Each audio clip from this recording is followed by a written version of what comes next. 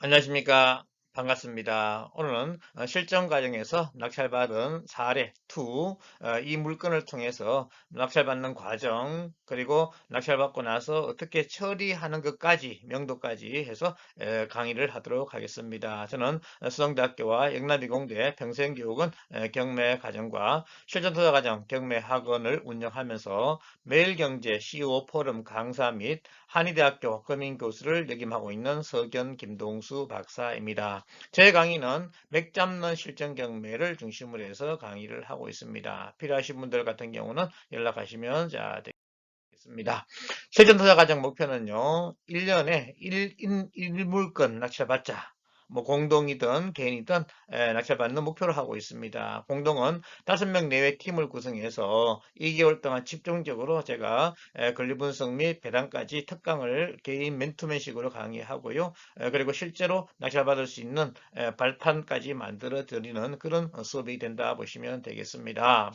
실제로 이렇게 분석하고 낙찰받은 물건입니다. 사건 번호는 2022 타경 112014 경북 영천에 있는 농지가 되겠습니다. 토지 건물 일괄매각이고요. 임의경매로 진행이 되었습니다. 감정은 8억 8천 100에 감정이 되었고요. 34%까지 떨어져서 3억 200까지 유찰이 되었습니다. 4차에 진행된 그런 물건이고요. 실제로 제재자분이 4억 3,599만 원의 낙찰을 받았습니다.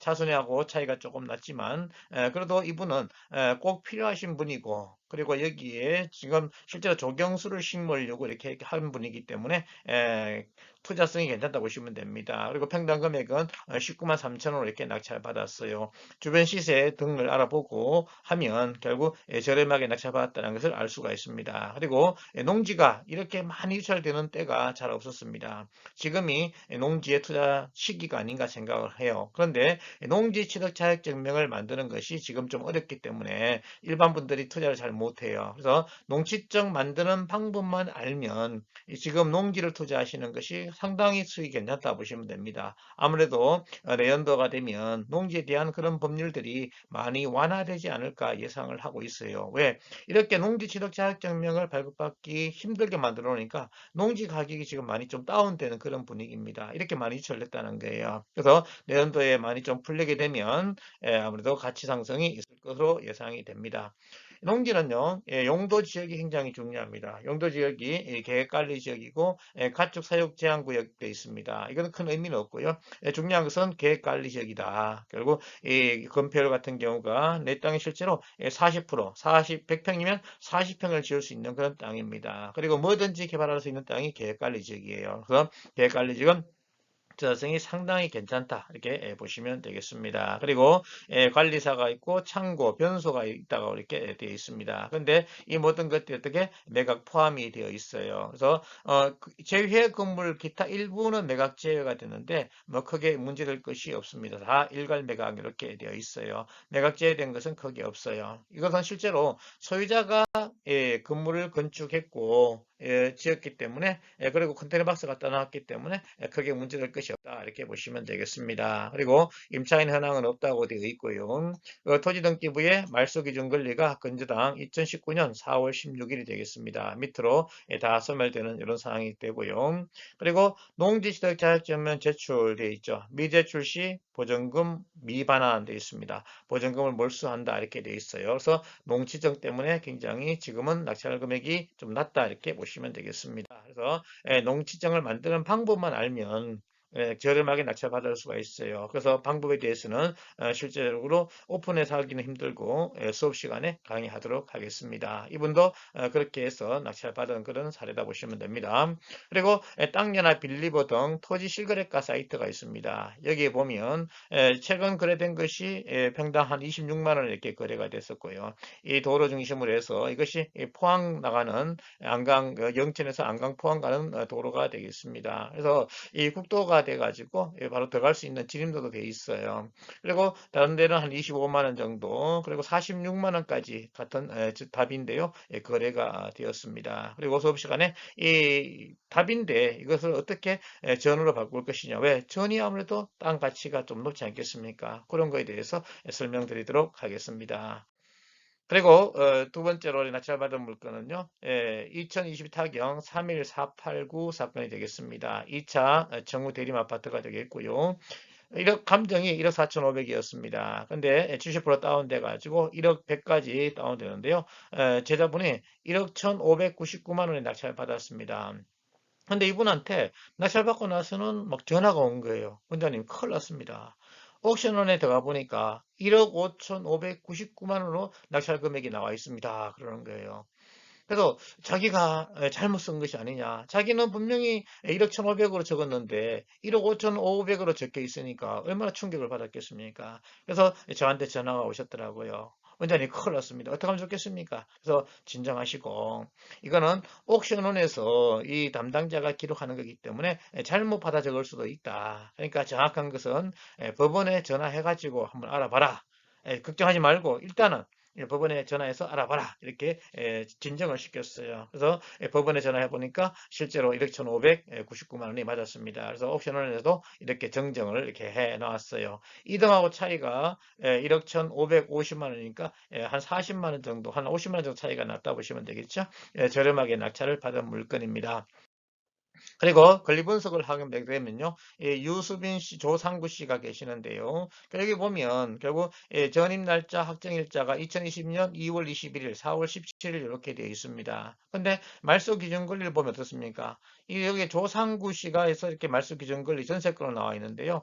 근데 실제로 이 공부들을 보게 되면 전세건이 배당 요구를 하지 않았습니다. 임차건으로 배당 요구했어요. 그래서 전세건은 원래 말소 기준 권리가 되지 않습니다. 원래 선배, 집, 요 조건이 만족해야지 말소 기준 권리인데 전세건이 경매 신청도 하지 않았고 그리고 뭐 배당 요구도 하지 않았습니다. 왜 그런가 하면 좀 이따 이렇게 보시면 되겠습니다.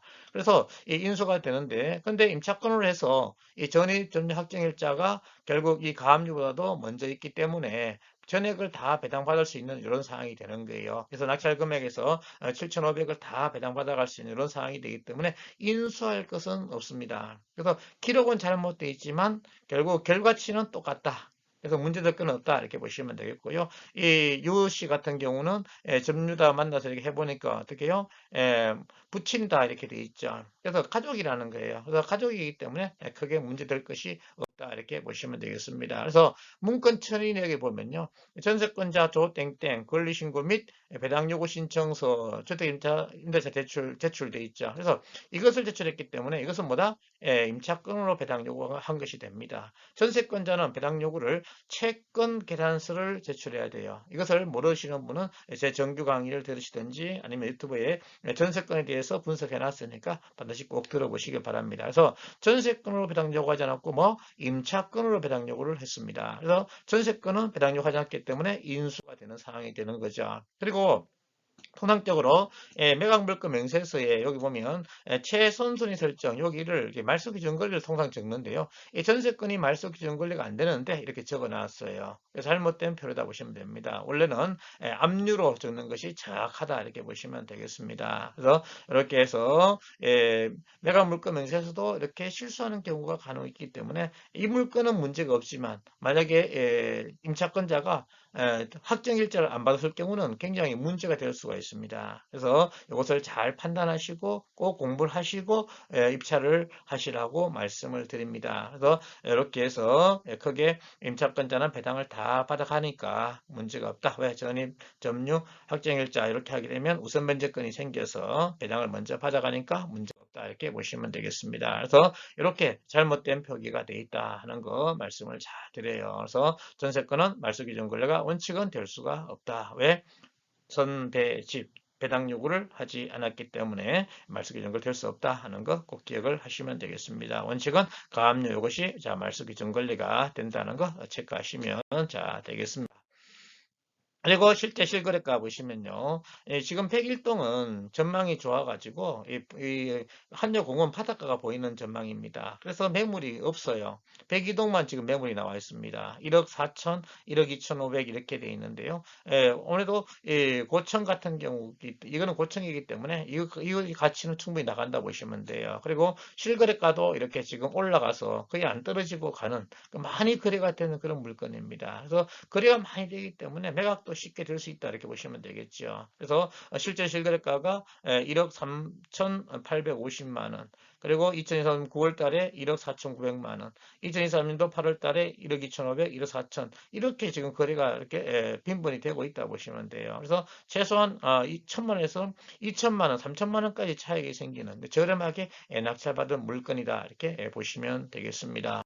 그리고 한여공원이 있는데요. 여기서 한여공원이 보이는 그런 전망이 된다. 그래서 이 물건을 이분이 잘 알고 이렇게 낙찰받은 물건이 되겠습니다. 그래서 이분은 처음에는 1억 1,500 해가지고 많이 긴장하시고 놀라시고 하셨는데 뭐 제가 있으니까 정확하게 확인해서 지금은 정정이 됐다 이렇게 됐습니다. 그래서 안심하시고 이제 어떻게 이제 명도를 준비하고 완납을 하고 이제 명도를 또 준비해야 되는 그런 과정이 있습니다. 이런 명도 이런 방법에 대해서 또 수업 시간에 이렇게 하라고 이렇게 하고 또 등기도 실제로 한번 꼭 해보라고 합니다. 제가 등기도 이렇게 하면 된다고 이렇게 코치를 해드려요. 그러면 결국 이렇게 수업료 내고 한 물건을 낙찰받으면 수업료 이상 충분히 빠지는 이런 상황이 된다는 겁니다. 그래서 수업료 아까워가지고 못하시는 그런 것들은 참 안타깝습니다. 그만큼 열심만 있으면 충분히 투자해서 이렇게 그 수업료 이상 올릴 수 있는 이런 상황이 된다는 거예요. 그래서 과감하게 투자를 해 보시라 이렇게 말씀을 잘 드립니다. 그래서 대구와 포항은 분위기가 다릅니다. 포항은 다운됐다가 올라갔다가 이렇게 다시 또 이렇게 유지가 되는 그런 상황이다 보시면 되겠고요. 그리고 농지 취득할 때 농지정 발급받는 것이 굉장히 중요합니다. 이걸 통해서 내가 입찰 금액을 산정할 때 또 기본이 될 수 있는 상황도 되니까요. 농지정 발급이 굉장히 중요하다 하는 거 말씀을 드리고요. 그리고 지역마다 분석을 달려야 된다. 그래서 내가 아는 지역부터 먼저 투자를 꼭 해보라고 말씀을 드립니다. 그래서 사람은 부동산과 떼놓을 수 없는 관계이기 때문에 반드시 배우고 알고 공부를 해서 투자를 적극적으로 해 나가시는 것이 좋겠습니다. 계속 뭐 어떤 유튜브에 보시면요, 뭐 폭락 그렇게 하는데 그렇게 폭락되고 하지 않습니다. 그래서 적당한 떨어지게 되면 또 내년도에 이자가 한 3번 정도 다운된다 이런 얘기가 계속 나오고 있죠. 이자가 많이 좀 다운되게 되면 부동산 분위기는 다시 또 살아날 수밖에 없다 하는 거 말씀을 드립니다. 그래서 어떻게 버텨나가느냐, 내가 안전하게 투자할 수 있느냐, 무리하게 해서 결국 이제 이자가 못 갚게 되면 경매가 지금 나오는, 지금 경매 물건들이 상당히 지금 많이 나오고 있어요. 그래서 이런 상황이 안 되기 위해서 경매는 꼭 배워야 된다 하는 것을 말씀을 드립니다. 오늘 끝까지 강의 들어주셔서 감사합니다. 수고하셨습니다.